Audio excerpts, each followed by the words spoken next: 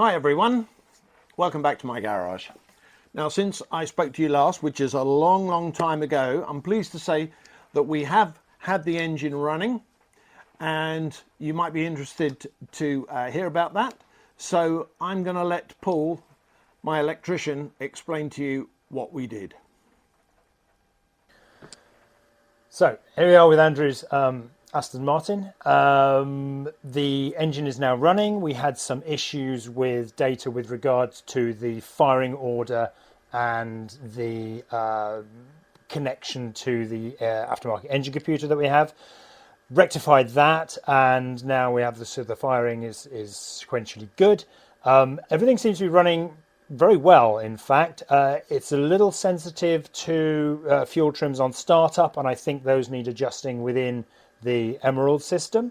So let's fire it up and have a listen.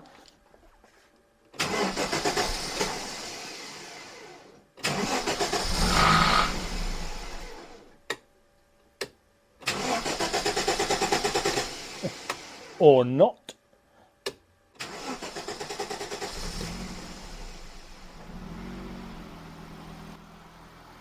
So yeah, so you can hear it's pretty smooth.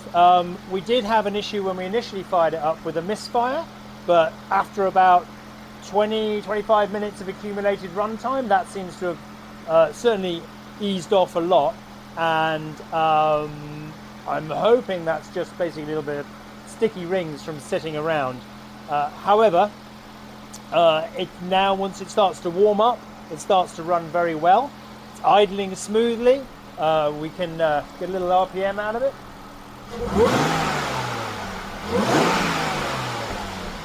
Even get a little supercharger whine there. So the cooling is working fine. The cooling fans are working well. We are now gone into closed loop. It's fuel air ratio. I'm going to have a quick look. So the fuel air ratio here is shown here as the lambda. This is the target number, which basically means the correct fuel air ratio, and this is what we're actually running at. We have a wideband sensor, so we've got very accurate reporting of this. So at the moment, as you can see, it's actually running bang on. We're also only using about 2% of the injector duration, which means there's a lot more power available. And yeah, pretty much everything's good. Idling at 850. The map that's in here seems to be pretty accurate, as I say, with the exception of the startup, which I think is going to need a bit of a tweak because it can be a bit reluctant to start, as you saw. But now we're running smoothly and running well. So just one more time because it deserves it.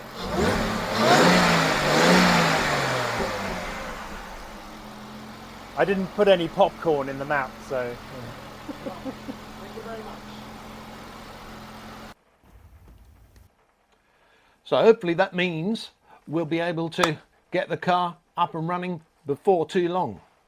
In the meantime, it's time to make repairs to the wings.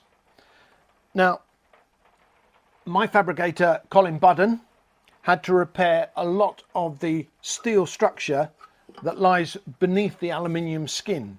And the only way to get to it was to actually cut off this bottom section of the wing. So what we've got essentially here is two car bodies. We've got the steel structure underneath and we've got the aluminium skin that goes over the top. And that's now being repaired and it's ready to be covered up. The skin itself was not too bad. It was a little bit ratty at the bottom. So what I did was I added a piece of aluminium here, and that meant I could add a little bit of filler here and create a nice edge, and so that's all been dressed up nicely. Now when Colin cut this section of wing away, if I just put this into position, which is a little bit tricky, let me just see if I can get that in. We've got that lip there that goes on. There we go. Now before he made the cut along here, he put a piece of metal behind, drilled a few holes so we knew exactly where this wing should sit. He then made the cut, took this panel away and was able to effect all the repairs. In fact, there's no need to take that away, so let's put that back on again. Now what I can do to temporarily fix that on is use these little cleek fasteners there, and that's how it's going to go back on. That piece of metal that we used as a guide and also is the joint. There's a strip of aluminium which has been bonded and riveted on.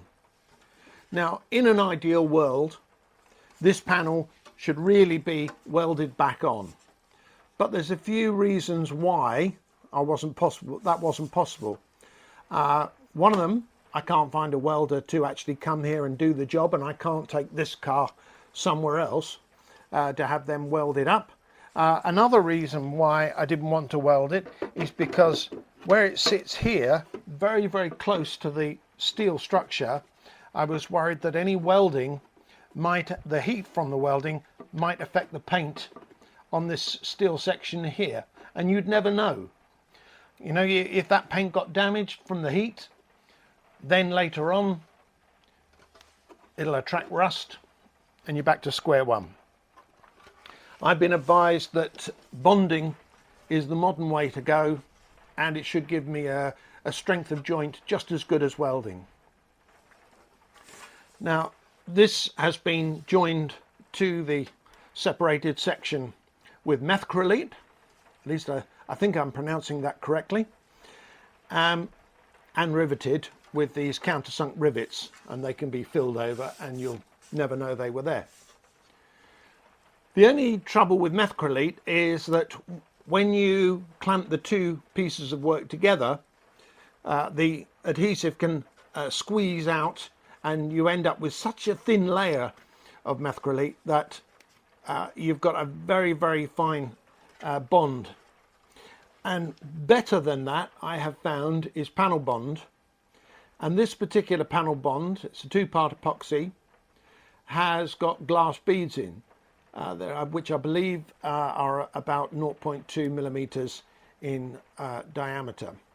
And that means that as you clamp the work together, you've always got that little gap, so that the panel bond, excuse me, the panel bond has got something to, some thickness to create the perfect bond.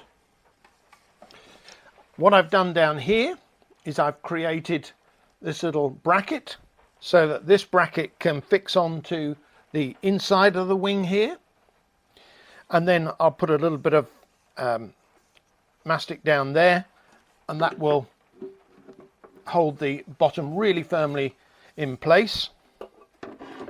And then this section here wraps around this section here, and this is steel and this is aluminium, so we need something in between there, and I'll put a little bit of electrical tape, plastic tape there, and that will then go up like that.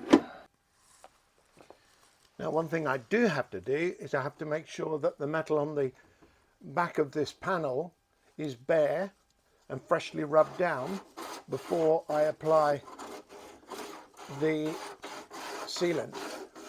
So I've made a little tool here. I've taken an old broken scraper and bent it up at 90 degrees and stuck a bit of very coarse glass paper on the back so that I can get up there and also not go too far up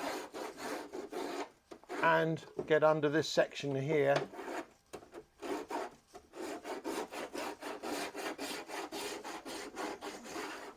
Right, I've got a nice coating of the epoxy panel bond there.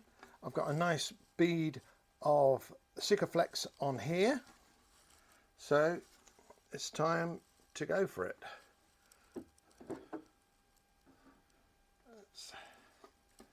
I've also got panel bond on the inside. Right, okay. Now what I'll do is I'll fix it with the temporary fixers.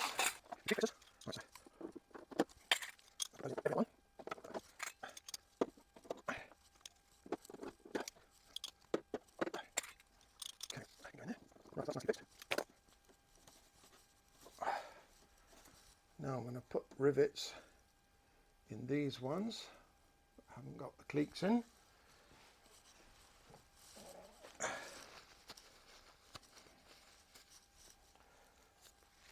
I had a bit of trouble with the pop riveter on the other side, because I don't know, these rivets are a little bit on the short side. They're countersink rivets, but not a very long stem there. So there we go. That one went in well.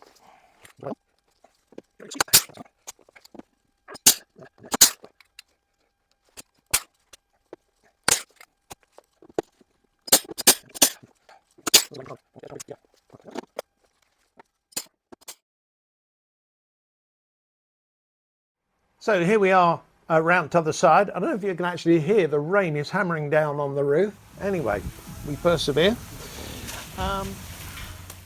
In the tradition of Blue Peter, here's one I did earlier. By the way, sorry about the vertical format, but it's the only way I could get everything in shot. So yeah, this is now fixed on. I used the panel bond, as I said I would, on the other side. There's a row of rivets in there, and now that's already been filled up with a little bit of body filler. I'm going to create the basic shape, but I'll let the body shop finish that off to perfection before they paint the bottom section of the car. We've got a little bit of mastic down the bottom there. It's been dressed around the lip, the steel lip there. So yeah, it feels solid, feels good, feels like it's going to last forever. I'll see if I can show you some pictures on the inside. So there we go, that's what I've been up to. I did have a bit of a break after we got the engine running, and I've been working in the house doing some other bits and pieces, fitting a new kitchen. So I'm back on the case now, and I'm looking forward to making some progress and going to be working on the interior soon. So yeah, I haven't given up on video. Sorry it's been such a long time since the last one, but yeah, I'll catch you in the next one. Bye for now.